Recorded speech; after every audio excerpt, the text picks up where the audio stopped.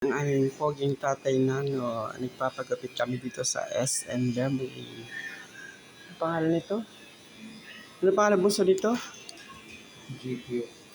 GP? GQ? Ayan, dito kami sa GQ. Ayaw pag sumama ng tatay. Bakit daw dito kami papagupit? Sanay po siya sa palengke. Sabi ko maalikabok. Ayan. Ayan, ito nyo. Poging-pogi na ang tatay na mamaya. Ayan. Ito nyo. Galing. Malago na daw ang buhok. Ang iksipan naman. Yung pogi. Poging-pogi yan lalo mamaya. Yan naman po ang kanyang manugang na kabadchinchin, makulit. Na Italianong makulit. Okay. Si!